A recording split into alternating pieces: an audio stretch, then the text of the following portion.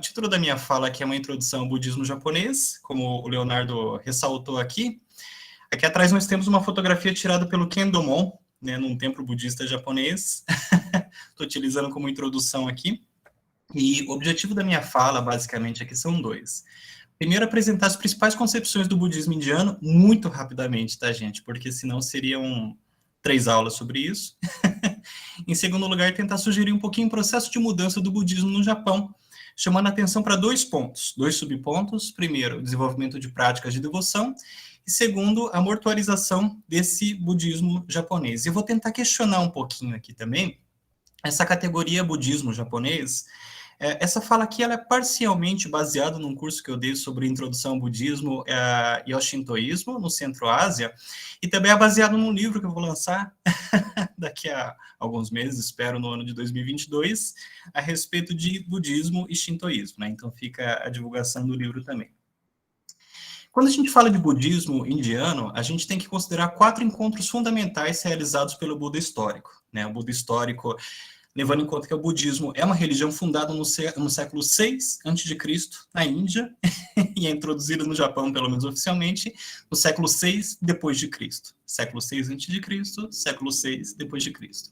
Então, no século VI a.C., Siddhartha, antes de se tornar um Buda, considerando que Buda significa o desperto, ele teria feito 4 encontros antes de sair do seu palácio, né, do palácio do seu pai, levando em conta que seu pai... desde o nascimento, né, mitologicamente falando, o Buda teria sido predestinado ou ser um grande rei, ele vinha de uma casta de reis, né, de uma casta de nobres, ou ser um grande religioso. E o pai dele, o Suddhodana, mitologicamente falando, criou o filho dentro de um palácio, né, em meio a um conjunto de prazeres, né, para que o filho não tivesse contato com o mundo. Só que nisso ele acaba conseguindo escapar do palácio em um determinado momento, e ele tem 4 encontros fundamentais, né? Ele encontra um doente, ele encontra um velho, ele encontra um cadáver, e, enfim, ele encontra um asceta, que é um monge aqui, se a gente for pensar bem, é um monge da yoga. E a yoga antiga é muito diferente da yoga atual, né? Porque a yoga antiga, ela trabalha com práticas muito severas de mortificação. E ao encontrar cada um desses elementos aqui, né, o doente, ele descobre assim que existe a doença, e todos adoecem, que isso faz parte da impermanência da vida.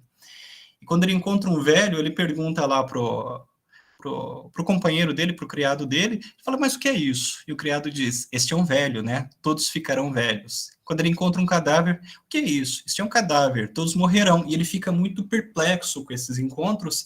E o 4º encontro é um encontro diferenciado dos 3 primeiros, porque indica a possibilidade de transcender essas condições e superar justamente a impermanência da vida.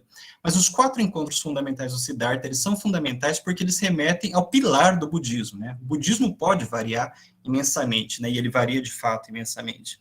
Mas a ponto de ter 2 pesquisadores chamados William Dew e Brian Ruppert, escreveram um livro chamado A Cultural History of Japanese Buddhism, que eles falam o seguinte, que existem budismos e não budismo propriamente dito, né? Então, apesar dos budismos, a impermanência é um pilar fundamental quando a gente pensa em budismo. E aqui inserir uma imagem meramente ilustrativa, tá? Eu sei que historiadores não devem fazer isso em casa, utilizar apenas imagens ilustrativas, mas essa aqui é uma representação do Buda no templo Kenchoji, situado em Kamakura, que foi uma cidade próxima a Tóquio, que se tornou o centro de devoção budista a partir do século XIII, né? E aqui nós temos uma representação do Buda profundamente ascético, né, assim, desenvolvendo práticas de mortificação extremamente magro, com as veias aparecendo, não é o padrão das representações budistas no mundo japonês, tá? E o que acontece, né? Quando a gente pensa em mundo, num paradigma bramânico hindu, se a gente for pensar bem, porque assim, o budismo ele nasce num contexto hindu, vamos pensar bem assim, você tem uma expressão que é chamada de samsara. Samsara remete ao ciclo de mortes e renascimentos, pelos quais todos os seres estariam passíveis, né? Então, assim, a morte nesta vida não significa o fim, na medida em que você pode renascer continuamente. Você pode renascer, inclusive, enquanto um deus no mundo indiano, que é um deva, né? Os devas. Só que o renascimento como deva não seria o fim da sua vida, né? Não marcaria o fim dos renascimentos, porque você estaria passível também de renascer em diferentes dimensões. Ou seja, existe toda uma metafísica quando a gente fala de mundo budista, porque a gente tem essas, digamos assim, essas 5 dimensões, cada dimensão é dividida, são 3 grandes dimensões, cada dimensão dividida em várias outras subdimensões. Mas essa é a dimensão mais baixa, para vocês terem uma ideia que eu estou mostrando aqui para vocês, né? Os 3 mundos divididos em várias dimensões. Na base, nós teríamos assim, dimensões de devas, de seres humanos, de animais, por aí vai. Então, seria possível renascer nessas diferentes dimensões. Desculpa, eu coloquei de cima para baixo, não de baixo para cima. Na base, nós teremos uma espécie de purgatório. Eu sou sempre muito reticente a utilizar esses conceitos do universo judaico-cristão, porque a gente está falando de uma coisa muito diferente. Mas esse Niraya seria uma espécie de purgatório. Por outro lado, nós teríamos o reino animal, né, que é o reino justamente dos animais. E o Buda, né, pelo menos nas palavras atribuídas a ele, ele fala muito, por exemplo, da possibilidade de você renascer no útero de uma besta, renascer no útero de um animal, dependendo das práticas que você tem em vida. Inclusive, assim, os escritos a respeito do budismo, eles são sintetizados numa coisa chamada Tripitaka. Tripitaka literalmente significa os 3 cestos, que é chamado de cânon budista ou cânon Pali. Cânon Pali porque boa parte dos ensinamentos iniciais do budismo foram escritos em Pali, que é uma língua litúrgica na Índia daquele período, do século VI a.C., e é muito interessante, assim, que não foi optado no budismo, pelo menos no momento de conceber o Cânon Pali, pelo sânscrito. Sânscrito, que é uma língua cerimonial utilizada no mundo hindu. Então, é uma forma de demarcação, né? Esse Cânon Pali, ou 3 cestos, ou Tripitaka, ou Cânon budista, ele começou a ser escrito apenas 200 anos após a morte do Buda histórico, né? Quando a gente fala de Buda histórico, é porque existem outros Budas, eu vou falar para vocês. Então, assim, nesse Cânon Pali, ou Cânon budista, atribui-se ao Buda certas passagens em que se fala que você pode renascer você pode renascer no útero de uma besta. Nós teríamos a possibilidade de renascimento também na dimensão dos fantasmas famintos, né? Também é muito complicado aqui utilizar fantasmas famintos. A gente poderia renascer também na dimensão humana e, por fim, por fim não, né? Porque, assim, existem outras possibilidades de devas superiores, né? De deuses superiores, seria possível renascer na dimensão dos devas. Mas o Buda histórico teria dito, no Cânon Pali, que é um privilégio nascer como humano, porque, assim, como ser humano, você pode desenvolver diferentes práticas, né, que envolvem práticas de moralidade, práticas de sabedoria, práticas meditativas, que podem te levar à libertação dentro da concepção budista propriamente dita, né? Então, assim, existe a possibilidade de renascer em diferentes mundos e dimensões. Isso aqui é o que constitui, muito simplificadamente, tá, gente, a esfera do Sansara, né, que é o ciclo de mortes e renascimentos. Sansara vai ser uma coisa profundamente ressignificada na história do budismo. Não sei se vocês leram o Koselleck, Futuro Passado, que é um historiador alemão. Ele fala assim que os conceitos, eles vagam historicamente. Eles não podem ser definidos apenas etimologicamente, porque a etimologia é apenas um ponto de partida. E os conceitos budistas, assim como o próprio conceito de budismo, se a gente for entender dentro de uma história dos conceitos, eles são profundamente ressignificados ao longo do tempo. Eu vou pular citações grandes, tá, gente? Eu tinha trazido algumas citações do Cânon Pali, mas para falar do budismo indiano, eu quero ser um pouquinho mais rápido, um pouquinho mais ligeiro. Qualquer coisa a gente volta aqui depois. Então, assim, nesse ciclo sansárico, esse mundo sansárico, que é um mundo de mortes e conjuntos renascimentos, e contínuos renascimentos, é muito interessante, assim, que o que renasce no mundo budista, não necessariamente é uma alma em sentido moderno. Vamos dizer assim, a alma, por exemplo, no kardecismo, a alma nas dimensões, nas religiões reencarnacionistas. Geralmente no budismo a gente fala muito mais de renascimento do que de reencarnação, porque a reencarnação implica que existe uma essência que renasce continuamente. O seu outro eu num outro corpo continua sendo você, digamos assim, na íntegra. No budismo indiano isso é um pouquinho diferente, porque o budismo propõe um conceito chamado anatman. Anatman é algo que foi traduzido como não eu, porque o mundo hindu trabalhava muito fortemente com a ideia de Atman, um Atman que poderia morrer e renascer, e ainda assim, aquilo que renasce seria uma espécie de uma identidade íntegra, vamos colocar assim. O budismo trabalha com a ideia de anatman, que seria o não eu, porque o que renasce, ele seria apenas a consciência. No momento de dissolução do seu corpo físico, o que renasce é apenas consciência, porque aquilo que a gente chama de eu, de atma, de identidade, na verdade é o princípio do não eu. A coisa mais ilusória que existe no budismo é a ideia de eu, de que existe um eu separado do mundo, um eu que não se comunica com as outras pessoas, um eu que não se comunica com a natureza, e aquilo que a gente chamaria ilusoriamente de eu, né? Isso é ilusão no pior sentido, tá? Do ponto de vista budismo, seria esse conjunto de elementos, que seria a matéria, as sensações, as percepções, as ideias e, por fim, a consciência.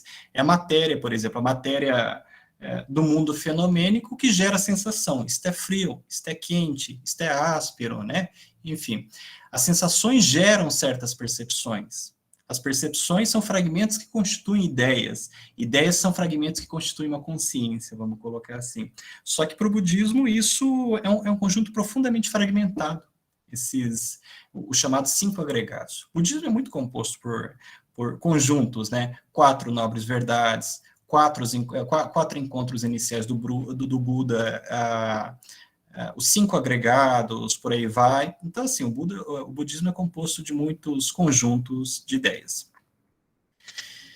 E o Buda histórico, ele teria começado seu treinamento com um conjunto de monges da yoga, né? E quando eu falo de yoga antiga, eu estou falando de yoga fortemente voltada para práticas de mortificação, de não comer durante vários dias. Você tem votos, por exemplo, de mortificação, não abrir mais os olhos, né? Não falar nunca mais, por aí vai. É muito interessante essa religiosidade da Índia antiga, né?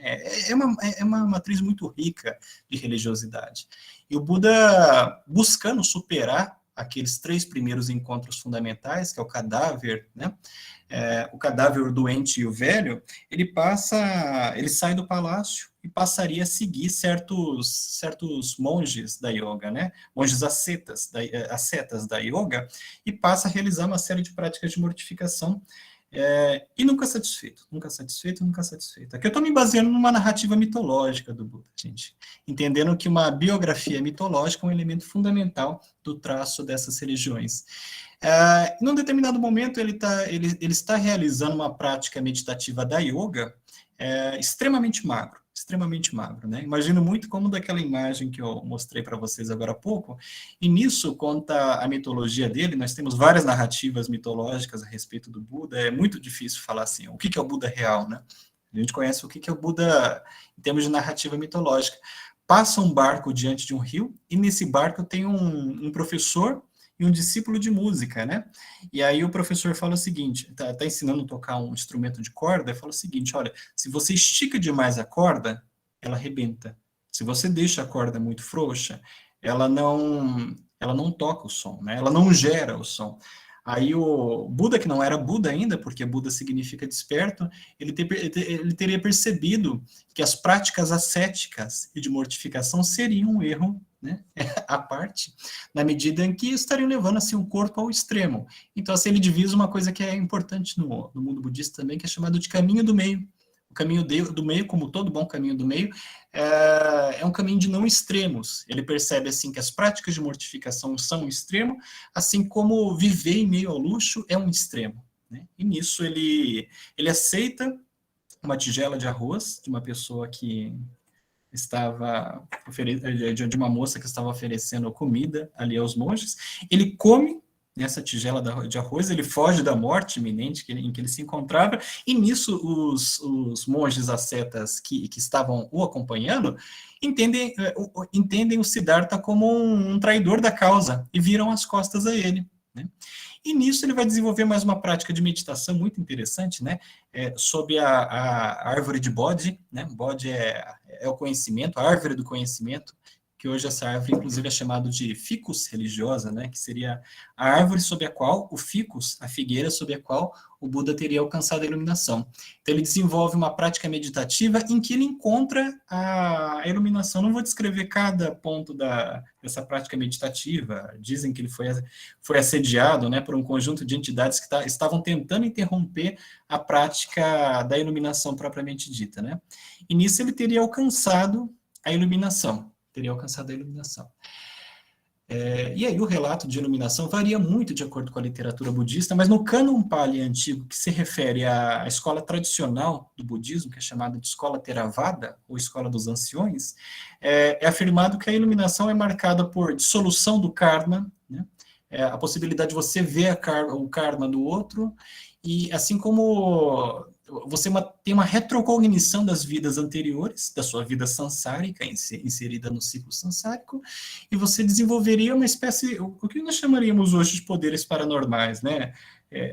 Telecinese, premonições, por aí vai. A literatura budista é recheada desses elementos, que são chamados no mundo indiano de siddhis, né? Não vou entrar na esfera dos siddhis, porque é uma coisa muito interessante, né? Acho que dá umas 5 conversas aqui, pelo menos. E uma vez iluminado, já vou explicar um pouquinho para vocês a respeito da iluminação, o Buda, ele teria divisado as 4 nobres verdades. Primeiro que a primeira nobre verdade seria que o sofrimento existe, o sofrimento é um fato. E é muito interessante que mesmo a alegria, do ponto de vista budista, seria um sofrimento, posto que a alegria passa. A alegria somente seria uma alegria genuína se ela não passasse. Triste, né, gente? Eu não quero jogar um balde de água fria em ninguém, não, mas assim, é um pouco triste nesse aspecto. E a segunda nobre verdade seria que a origem do sofrimento é o desejo ou apego, né? E aqui no Ocidente, é muito interessante que a apropriação do budismo no Ocidente ela é muito, muito complexa também, mas foi ressaltado que é o apego, a dimensão material das coisas e por aí vai. Olha como é que o budismo não é uma religião materialista, digamos assim, né, uma religião do consumismo, mas o apego aqui não é só isso. Pode ser um apego às coisas materiais, pode, mas o apego à ilusão de algo que seria permanente, mas que no fundo é impermanente. Por exemplo, quando você se apega a uma relação de amizade que acabou, isso também te gera sofrimento. Porque a relação de amizade acabou, ela é histórica, né? Ela é dinâmica, ou se não, uma relação amorosa que acabou. As pessoas que ficam apegadas àquilo, puxa, aquilo não deveria ter acabado, aquilo deveria ter sido eterno. Eternidade é uma promessa profundamente judaico-cristã. No budismo se fala, não, a ideia é você não se apegar ao fim daquela relação, porque relações acabam, né? Enfim, né? Não vou continuar falando disso, porque vai gerar tristeza no coração de vocês, né? E por fim, não, a terceira nobre verdade é a possibilidade de libertação, né? Libertação do ciclo do samsara. E a quarta nobre verdade é que existe um caminho para alcançar essa libertação. Então, as 4 nobres verdades poderiam ser divididas em 2 conjuntos. O primeiro conjunto do sofrimento, que englobam a primeira e a segunda nobre verdade, e o conjunto da libertação, que seria a terceira e a quarta nobre verdade. Então, não vou falar da citação aqui, mas assim, se a gente for pensar exclusivamente a quarta nobre verdade, nós temos assim, quais são os caminhos para a iluminação e o nirvana, né? Aqui eu acho que a gente tem que parar, respirar, explicar o que é iluminação e nirvana. Porque assim, claro, estou falando aqui de uma interpretação do budismo Theravada de iluminação e nirvana, tá? Porque o budismo ele se desdobra em várias escolas, a escola Theravada é a escola mais tradicional do budismo indiano. Mas a iluminação do ponto de vista da escola Theravada seria mais ou menos isso que eu falei agora há pouco, seria a possibilidade de você eliminar o karma que você acumulou ao longo da sua vida, de você ter retrocognição das vidas em que você já viveu, né? E de você desenvolver esses siddhis, né, que seriam esses poderes que a gente chamaria hoje de paranormais. E uma vez iluminado, o indivíduo poderia viver a sua última vida. Você fala, pô, mas Richard, isso é horrível, né? Porque assim, a possibilidade de você continuar renascendo É a promessa de uma vida eterna. Do ponto de vista do budismo, isso gera sofrimento. A cada renascimento significa que você está sofrendo mais, você está sofrendo mais. O ideal é interromper o ciclo samsárico para que você consiga entrar justamente no nirvana. Então, uma vez iluminado, você viveria a sua última vida. E uma vez que você entra no nirvana, você entraria numa espécie de extinção. Isso foi muito mal interpretado no Ocidente, como uma manifestação de niilismo, coisa e tal. Mas eu entendo que a iluminação e o nirvana, elas permitem o quê? Que os cinco agregados, ou a ilusão dos cinco agregados, se dilua, né? E no momento que você entra no nirvana, você perde a sua individualidade. Na verdade, a individualidade nunca existiu, porque ela sempre foi uma ilusão. É como se fosse uma gota de água que entra no oceano. Então, o iluminado, que depois da sua morte, da sua última vida, entra no nirvana, no budismo Theravada, isso é extremamente importante que eu vou falar agora para você, gente. No budismo Theravada, aquele que entrou no nirvana não retorna. Não existe manifestação mística, não existe manifestação metafísica, não existe manifestação sobrenatural, digamos assim, de um espírito elevado que retorna para falar com você. No Theravada isso não existe, né? Um Buda que entrou no Nirvana, ou seja, um Buda, um iluminado que entrou no Nirvana, ele não retorna. Isso é uma coisa importantíssima nessa escola Theravada. Basicamente, para se alcançar essa iluminação e o posterior Nirvana, existiriam três elementos básicos. Existe uma prática de moralidade, sim, no budismo existe uma prática de moralidade, né? Não beber, não matar, não roubar, não mentir, né? Não consumir substâncias intoxicantes, que a gente chamaria hoje de psicoativas também, né? São práticas de moralidade inerentes a essa prática, né, do budista. Isso aqui também dá uma discussão à parte, porque, por exemplo, o budismo foi muito apropriado no movimento de contracultura no Ocidente, muito associada à utilização de substâncias psicoativas, né? Mas isso dá uma discussão à parte. Seria necessário também desenvolver uma prática existe uma prática de moralidade e uma prática de desenvolvimento da sabedoria, né? Então, assim, o budismo ele também é ancorado sobre uma questão intelectual de desenvolvimento de sabedoria. E, por fim, existiria a prática uma prática meditativa. Lembrando que o budismo ele vem da yoga, né? Embora a prática meditativa no budismo não seja uma prática de mortificação. Então, assim, a articulação entre moralidade, sabedoria e meditação seria o caminho delineado na escola Theravada para se alcançar a iluminação e, posteriormente, a entrada no Nirvana, né? Como eu falei para vocês, cada um desses conceitos budistas vai entrar numa espécie de história dos conceitos koselekiana e vai ser profundamente ressignificado ao longo do tempo. Leonardo, você só me dá um alôzinho se vocês estão aí? Eu tô assim. Porque eu fico preocupado assim da internet ter caído, né? E desculpa, 20 minutos que eu estou falando sozinho. Seria um problema, né?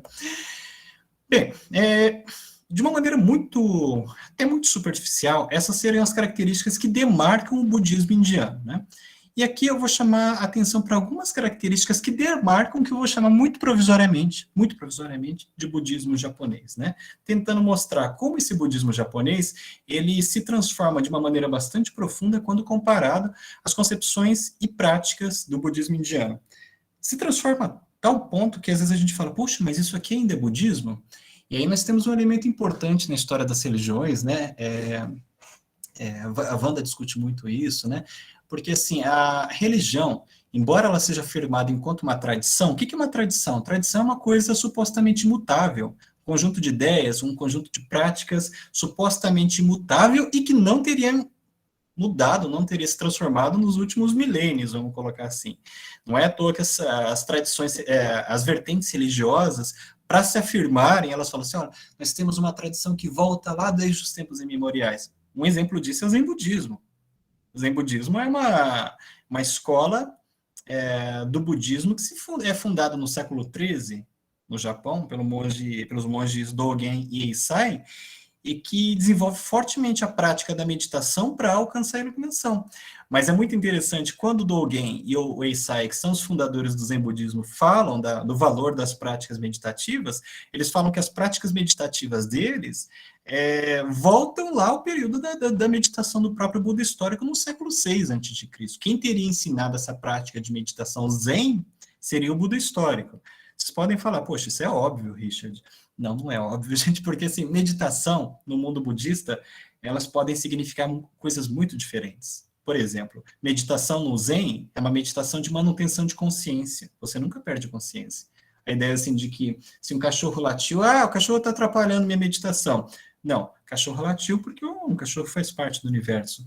Então, assim, você não ignora que o cachorro latiu. O problema é você se apegar ao latido do cachorro e começar a pensar, esse cachorro é peludo ou não? Será que é um cachorro de rua ou não?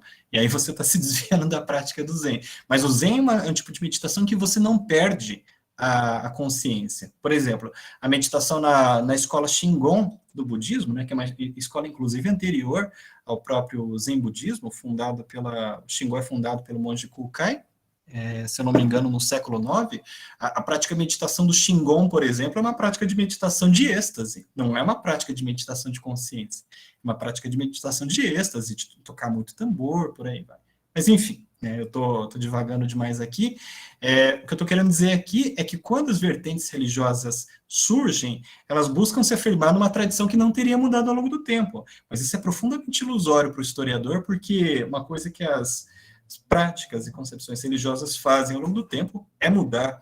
E é isso que eu chamo particularmente de flexibilidade criativa. É justamente a mudança e a capacidade dessas religiões mudarem ao longo do tempo e responderem aos anseios do contexto histórico, é por isso que toda religião é uma história social também, que permite que essas religiões se mantenham ao longo do tempo, né? Vamos pensar, religiões antigas, como é o caso do budismo, do hinduísmo, do judaísmo, do cristianismo, do islã, que se converteram em religiões universais.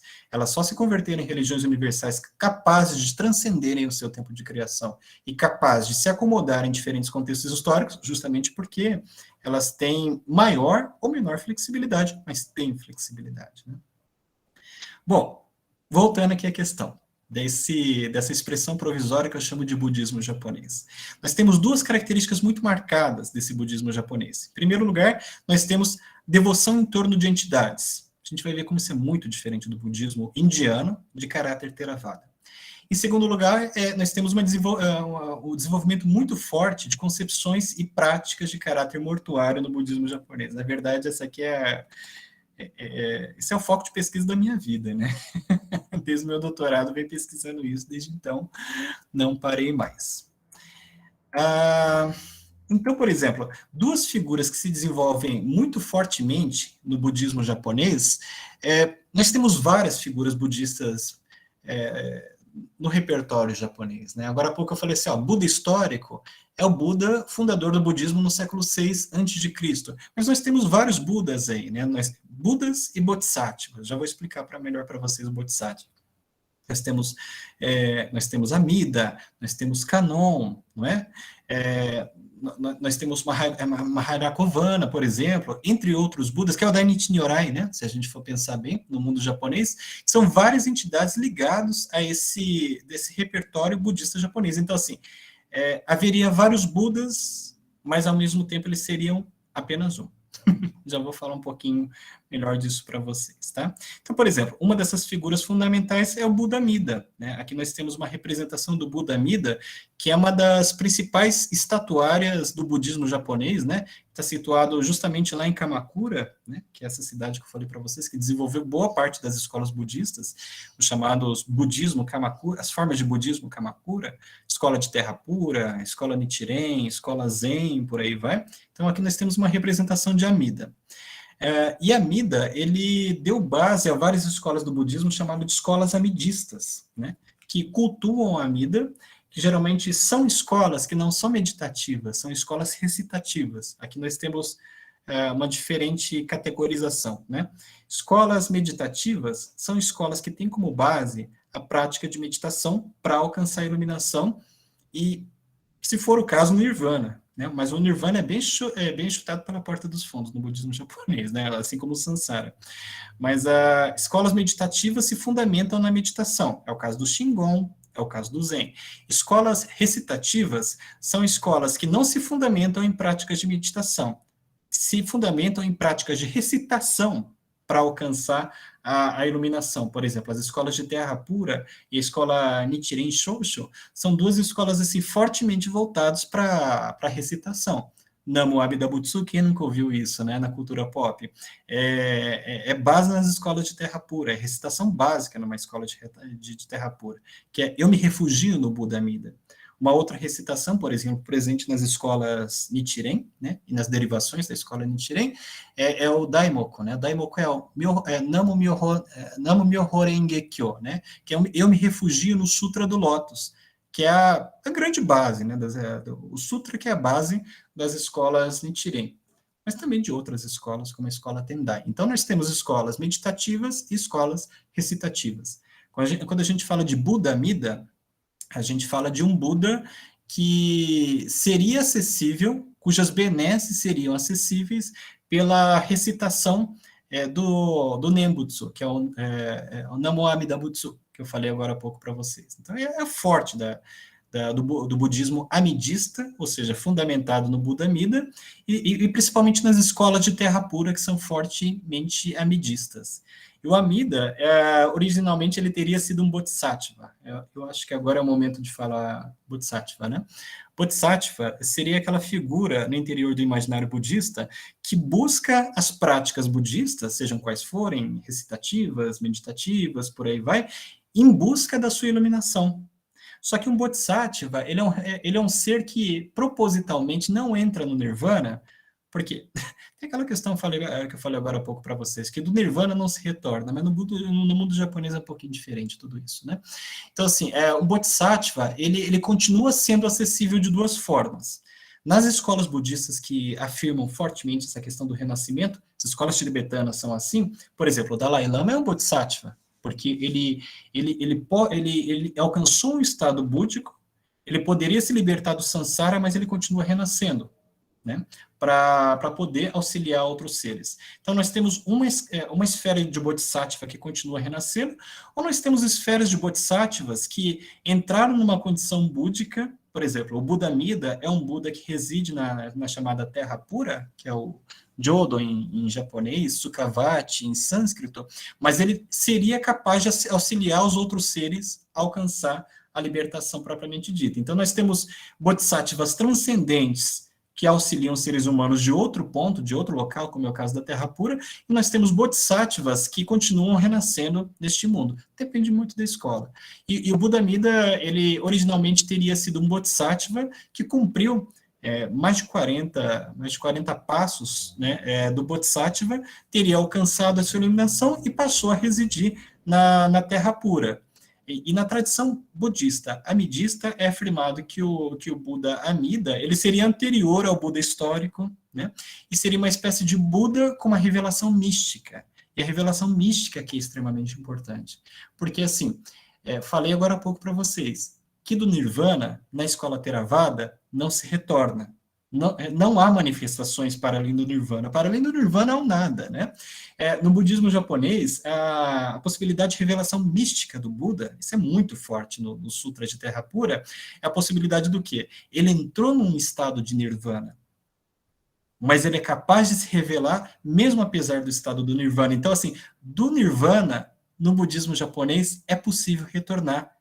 É possível influenciar o mundo dos homens e é possível auxiliar as outras pessoas. Então, Amida foi um Bodhisattva, alcançou um estado de Buda, mas ele consegue permanecer tendo influência sobre esse mundo. Isso é extremamente importante. A possibilidade de revelação mística do Buda. E aqui nós temos uma outra Bodhisattva, né, que é Kannon. Ela é muito cultuada, por exemplo, nos círculos do Zen budismo, principalmente do Soto Zen, embora não exclusivamente, né? Essa estátua aqui foi fotografada pelo Ken Domon, e é uma das estátuas mais valiosas, assim, no patrimônio cultural, material japonês, que é uma estátua situada no templo Chuguji, né, em Ikaruga, que fica ali em Naraken. E Kannon seria Bodhisattva ou o Bodhisattva, né? Porque, assim, no mundo japonês ela é muito representada como a Bodhisattva da misericórdia, embora em outras escolas, por exemplo, no budismo chinês, Kanon é representado como homem, né? E no final das contas, isso não importa tanto no budismo japonês, assim, quer dizer, ela é representada como mulher, mas mesmo essa representação feminina, ela tem muitos traços masculinos, né? Gente, só essa estátua aqui, ela tem 2 relatos muito interessantes. Um relato feito pelo Junichiro Tanizaki, em 1933, no livro chamado Em Louvor da Sombra, chamando a atenção para as qualidades femininas dessa estátua aqui, e nós temos o relato produzido pelo próprio Kendomon que sensualiza essa estátua. É uma coisa muito louca, gente. Outro dia eu falo mais para vocês. Mas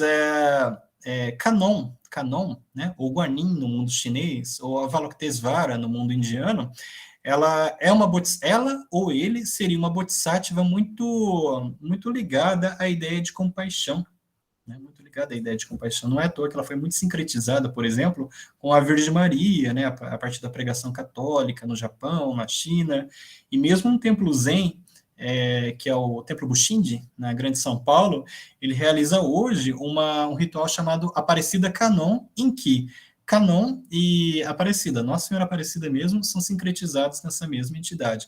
Mas é uma bodhisattva muito ligada à ideia de compaixão. Então, vejam, Amida e Kanon são 2 dessas figuras, são 2 dessas entidades fundamentais no budismo japonês, que aqui a gente pode circunscrever certos elementos do budismo, né? Qual que é a diferença de um e qual que é a diferença de outro, né? Por exemplo, quando a gente pensa em budismo Theravada, na Índia, uma figura muito, muito importante é a figura do Arahat, o Arhat, tanto faz, né? O Arahat ou Arhat seria o praticante budista, principalmente aquele que desenvolve uma vida monástica. E existe uma diferenciação no mundo budista entre monges e não monges, né? Principalmente na escola Theravada, isso é muito forte.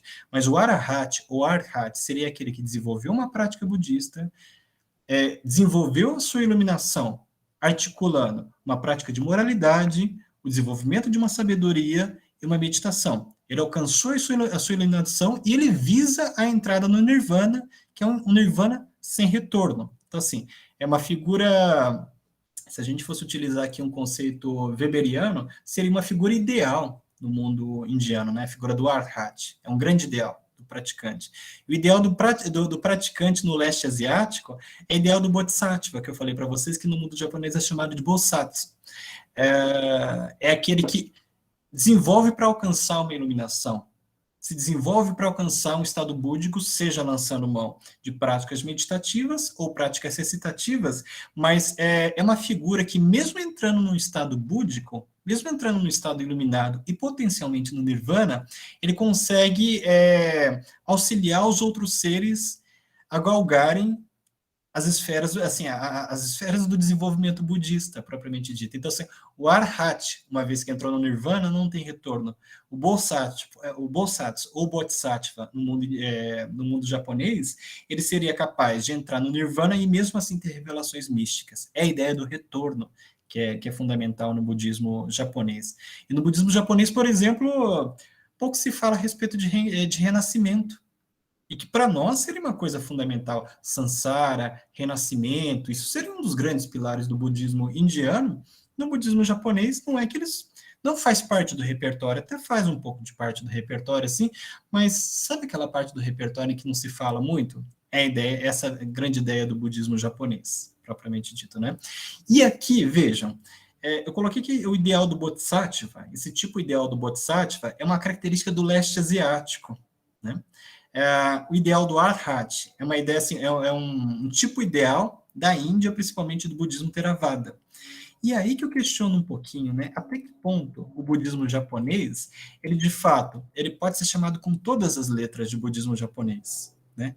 Certamente a gente pode falar de uma diferença entre o budismo japonês e budismo indiano. Só que quando a gente pensa assim em semelhanças e diferenças entre o budismo japonês e o budismo chinês, a gente tem muito mais semelhanças, ponto de encontro com o budismo chinês, a tal ponto que seria talvez, né, demanda pesquisa, né, mas assim, falar mais de um budismo de leste asiático do que de um budismo japonês, né? Está muito atrelado com o nacionalismo no século XX, por aí vai. A gente gostaria de falar disso, mas não dá tempo. Mahayana, Hinayana e Vajrayana. E essa teoria, assim, de que existem múltiplos Budas, isso é fortemente desenvolvido nas concepções japonesas em torno de algo chamado, de uma teoria chamada Honsui Jaku.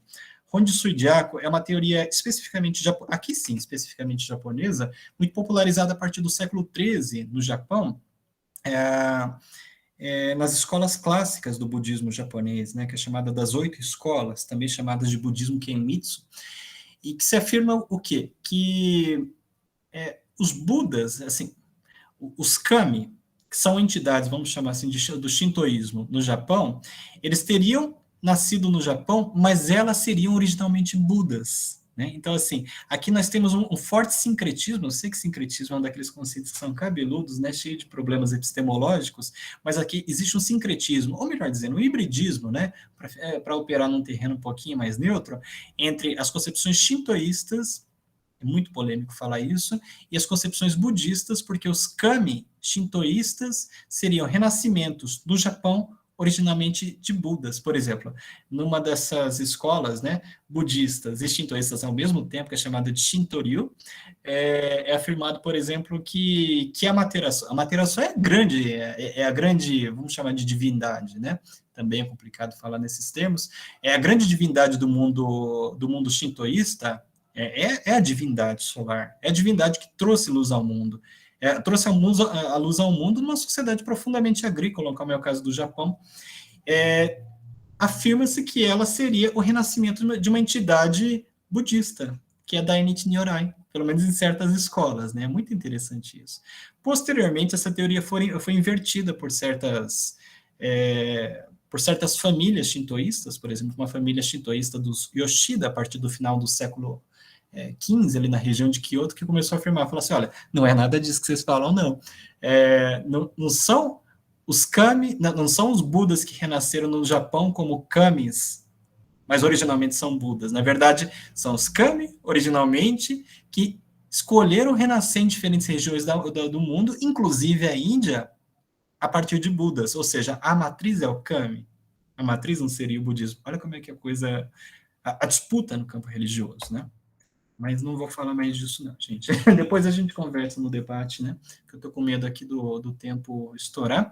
Mas a segunda grande característica desse budismo japonês é o desenvolvimento de um culto aos ancestrais, né? O culto aos ancestrais, trocando em miúdos, é um culto mortuário, né? Basicamente é um culto aos mortos. E é muito interessante. E aqui eu inseri uma imagem de um oratório budista que é chamado de Butsudan. Butsudan, literalmente, é altar dedicado aos Budas. É aqui que se faz culto aos ancestrais, basicamente, né? O Butsudan, ele é uma miniatura de um templo budista. E, na verdade, as próprias cerimônias pelas quais passam o Butsudan é a mesma cerimônia pela qual passa um templo budista recém-construído, que é uma cerimônia chamada de Nilkonchiki, que é um rito de infusão da presença do próprio Buda. Mesmo que um Butsudan não tenha um ancestral familiar sequer, um vovô que morreu, vovó que morreu, mãe que morreu, pai que morreu, ainda assim entende-se que o Butsudan ele é um ser sagrado na medida em que ele é habitado por um Buda. Então, ele não é uma peça de móvel. Então, assim, o próprio Butsudan é algo sagrado, habitado por um Buda. Aqui dentro do Butsudan, nós temos, a réplica de um templo budista. Aqui no centro nós temos uma coisa chamada de Honzon, ou Gohonzon, de uma forma mais respeitosa, onde é inserida algum objeto, alguma imagem, alguma escritura, por exemplo, valorizada numa escola budista X ou Y. Aqui é um Butsudan, por exemplo, amidista, porque assim, a figura que nós temos aqui ao centro, no Gohonzon, é a própria figura de Amida, né? A Amida é muito ligada a essa ideia dos raios de luz, né? Dos 1000 raios de luz que emanam. É o Buda da luz infinita, né? Aqui do lado da representação de Amida, nós temos um Ihai. Um Ihai, ele, vamos dizer, por hora, provisoriamente, que ele é uma representação do vovô ou da vovó falecida, digamos assim. E diante desse Ihai, você faz oferendas, né? Você coloca lá arroz, você acende um incenso, coloca uma aguinha, um brinquedo, se for uma criança, por exemplo, né? Que é uma forma de você manter um ancestral alimentado. E é muito interessante essa ideia do ancestral alimentado, porque hoje em dia, né, uma apropriação moderna, você vai ver no YouTube, por exemplo, as pessoas falam assim, a água é o símbolo da pureza, o arroz é o símbolo da prosperidade, da fertilidade. Não está errado? Não está errado porque a religião é dinâmica, mas isso é uma apropriação moderna, porque originalmente você coloca um arroz, você coloca uma água, você acende um incenso, é para você alimentar e presentear um ancestral que pode trazer proteção à sua família, mas que no fundo, ele é um ser rancoroso. Um ser rancoroso, né? Um ser caprichoso, que se não for devidamente cultuado, ele pode se tornar uma entidade no mundo japonês chamada de Yurei. Yurei é uma assombração, é uma assombração. Tanto o Yurei quanto o ancestral, que é o Senzo, eles são mortos, só que são mortos de categorias diferentes, porque o Yurei é um morto para o qual não foram desenvolvidas as reverências budistas necessárias, né? E um ancestral, Senzo, é aquele morto que foi convertido, foi alçado à condição de ancestral e, portanto, oferecia proteção à casa. Tem um paralelo enorme com o culto aos kami aqui, que é parte do mundo shintoísta, gente. É pena que eu tenho tão pouco tempo. Leonardo, tem até quantos minutos exatamente para terminar? Aqui está em 45, mais ou menos. Aí tem uns 15 minutos, né? Gente, é muito interessante. Por exemplo, vocês pegam os primeiros livros, ironicamente, os primeiros livros preservados no Japão datam do século VIII, início do século VIII. Por exemplo, se você pega um livro chamado Nihon Shoki, ou Nihongi, que pode ser traduzido muito, muito por cima, assim como Crônicas do Japão, existe uma única ocorrência, o livro é enorme, uma única ocorrência lá que se fala o seguinte, o imperador ordenou que fossem construídos templos budistas, não fica claro que são templos ou são templozinhos, né, em construções, não fica claro se são construções públicas ou se são residências normais, e ali sejam inseridas oferendas. Numa única passagem, isso acontece no Nihon Shoki, uma única passagem. De um livro extremamente extenso, em que se fala muito sobre o budismo. Nas outras passagens, se fala muito do budismo intelectualizado, sabe, das ideias do Dharma e por aí vai.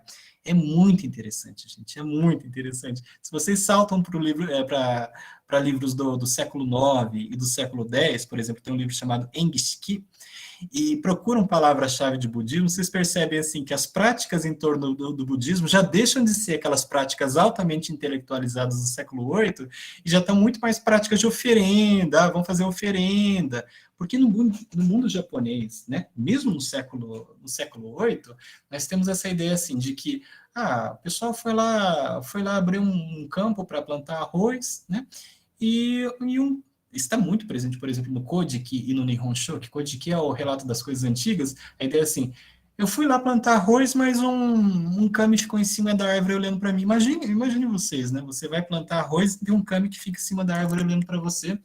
E, enfim, ele não quer que você plante arroz. Então tem muito essa ideia do líder militar que vai ali vestido de armadura, com lança em mãos, e faz uma reverência ao kami, fala, olha, por favor, deixe que plantemos arroz aqui, e nós reverenciaremos sua figura ao longo do tempo. Isso é um kami caprichoso, digamos assim, sabe? Ele é o dono daquela terra. Progressivamente, o culto aos ancestrais, isso é uma hipótese que eu tenho, o culto aos ancestrais budistas e a reverência aos kami vão se sincretizando, se hibridizando de uma forma a tal ponto que, assim, a figura do ancestral, ela lembra muito essa figura de um kami um pouco mais caprichoso, vamos colocar assim, né? E é muito interessante que nas residências japonesas nós temos essa divisão, né? Você tem, ao mesmo tempo, o Butsudan, que é o oratório budista, e um Kamidana, que é um oratório shintoísta. Os japoneses dividem muito essas funções religiosas no mundo moderno, propriamente dito, né? Difícil mapear essa questão do culto aos ancestrais no mundo japonês, mas, assim, uma coisa muito interessante é o seguinte, se vocês pegam, por exemplo, no repertório do budismo indiano, a morte é importante? É claro que ela é importante. Ela é importante porque ela faz parte de um dos 3 primeiros encontros realizados pelo Buda histórico, que é justamente com um cadáver. É o cadáver que leva ao conjunto das reflexões. Mas, assim, apesar da importância da morte no budismo indiano, no budismo Theravada, por exemplo, nós não temos a figura, assim, do morto intercessor, do ancestral, digamos assim, do fantasma controlado intercessor que vai vai te auxiliar, vai proteger a sua figura. Não, nós simplesmente não temos essa ideia. E mesmo, por exemplo, a morte do Buda histórico foi uma morte absolutamente profana, né? Morreu de disenteria. A mitologia tenta camuflar um pouco essa questão da morte profana, e o Buda ele não prescreve nenhum conjunto de procedimentos especiais para sua morte, né? Suas cinzas são distribuídas, são feitas estupas, mas, por exemplo, não é feito culto aos ancestrais em torno da figura do Buda histórico. Esse desenvolvimento da ancestralização do budismo japonês é uma característica do budismo tanto no mundo japonês quanto no budismo chinês. Isso é muito forte no budismo. Há particularidades, é verdade, mas isso é uma característica de budismo de leste asiático, né? Esse desenvolvimento de um culto aos ancestrais. A tal ponto que hoje, por exemplo, é muito difícil falar de um budismo no mundo japonês sem que isso seja associado à morte. Por exemplo, quando se vê um monge budista na rua, você já tem uns tabuzinhos assim, porque fala, pô, o budista lida com a morte. Quando morre alguém em casa, durante 49 dias, você precisa fazer procedimentos especiais diante do Butsudan. Butsudan você tem que continuar fazendo procedimentos especiais, na verdade, durante uns 50 anos, mais ou menos, né? Mas, assim, durante os 49 primeiros dias, você tem que fazer um conjunto de procedimentos especiais, porque se acredita que o morto continua dentro de casa. Esse é outro grande paradoxo do mundo budista que não dá tempo de explicar aqui. Mas, assim, quando você faz esses conjuntos de procedimentos mortuários diante do Butsudan durante os 49 dias, você acredita que esse morto é instável, ele é perigoso, ele pode infundir doenças. Por isso você precisa fazer esse conjunto de rituais. E acredita-se no Japão que a morte, ela traz uma coisa chamada Kegare. Inclusive, Kegare, ela vem de um proto-shintoísmo, né? Isso está lá documentado no Kojiki, por exemplo. Izanagi, né, quando ele conseguiu fugir do mundo dos mortos, ele estava a tal ponto contaminado com a morte que ele se banhou das águas do mar. Se eu não me engano, do seu olho esquerdo, das gotas que saíram do seu olho esquerdo, nasceu Amaterasu. Das gotas que saíram do olho direito, nasceu Susanoo. E das gotas que saíram do nariz, nasceu Tsukuyomi no Mikoto, né? Então, assim, é muito interessante. Então, assim, a morte, ela gera contaminação. Gera tanta contaminação que quando você faz o ritual ao longo dos 49 dias diante do Butsudan, você precisa fechar o Kamidana. Porque, assim, o Kamidana é muito ligado a ritos de vida. É muito interessante isso. Então, de qualquer forma, se desenvolve no mundo do leste asiático, no budismo do leste asiático, uma reverência mortuária muito, muito forte, que não é tão presente assim, ou é quase inexpressivo quando a gente fala de budismo em escala Theravada. Então, assim, é por isso que eu considero que duas grandes características que marcam esse budismo japonês provisoriamente, mas certamente o budismo do leste asiático, é a devoção a essas entidades, vira quase um budismo salvacionista. A crença em Amida praticamente é uma crença num budismo... Olha, eu tinha discriminado aqui, esqueci de passar. É quase a crença num budismo salvacionista. E, por outro lado, se desenvolve essa questão do culto aos ancestrais, né? Então, acho que eu já estou quase estourando meu tempo aqui, né? Deve sobrar uns 4 minutos agora, mas em síntese, o que eu pretendi mostrar ao longo dessa exposição foi como existe uma dinâmica desse repertório religioso, né? Nós somos acadêmicos, né? E do ponto de vista de acadêmicos, né? De cientistas da religião, historiadores da religião, sociólogos da religião, antropólogos da religião, é muito importante que nós vejamos a religião de um ponto de vista dinâmico e não de um ponto de vista estático. Geralmente o fiel ou o líder religioso vai afirmar a sua religião enquanto uma tradição imemorial que não mudou desde o início dos tempos. Eu vou fundar uma escola budista, eu falo, olha, isso aqui é uma prática fundada pelo Buda histórico, né? Mas, assim, como cientistas da religião, é importante verificar essa religião num processo de mudança histórica, né? Bastante profundo, né? É isso que eu chamei agora há pouco de flexibilidade criativa. E são justamente essas mudanças históricas, essa flexibilidade ao longo do tempo, que permitem que essa religião ela consiga se manter ao longo de milhares de anos, né? E que ela consiga transcender, inclusive, as suas fronteiras étnicas. E o budismo, ele conseguiu se tornar uma religião universal Não no sentido de que é uma religião ahistórica, não, muito longe disso. Ela é criada num certo espaço-tempo, mas ela tem muita flexibilidade, ela consegue muito se adaptar a diferentes contextos históricos, né? Vide o budismo de contracultura, vide o budismo da monja Coen hoje em dia, vide, por exemplo, o budismo de mindfulness, né? Então, assim, nós temos várias formas de budismo que se adaptaram a essas apropriações ocidentais. Por exemplo, uma delas é o budismo filosófico, que foi apropriado no Ocidente no século XIX. Se falou de budismo, por exemplo, pela pena do Schopenhauer, pela pena do Nietzsche, né? Se tocou nessa questão do budismo. São apropriações possíveis do budismo. Mas, assim, o meu objetivo aqui nessa conversa com vocês foi mostrar como, entre o budismo do século VI a.C., concebido ali pelo Buda histórico na Índia, e esse budismo tal qual desenvolvido no Japão, ou num contexto de leste asiático, se desenvolveram características que estavam praticamente ausentes nesse budismo indiano, que é justamente essa devoção às entidades como Amida, como Kanon, como Yakushinora-nyorai, como Jizo, por exemplo, e por outro lado se desenvolveu essa lide com os mortos a ponto do budismo ser altamente identificado com budismo mortuário, né? Inclusive as pessoas fazem piadas maldosas lá no Japão, falam assim, isso aqui é Soshikibukyo. Soshikibukyo é budismo de velório, né?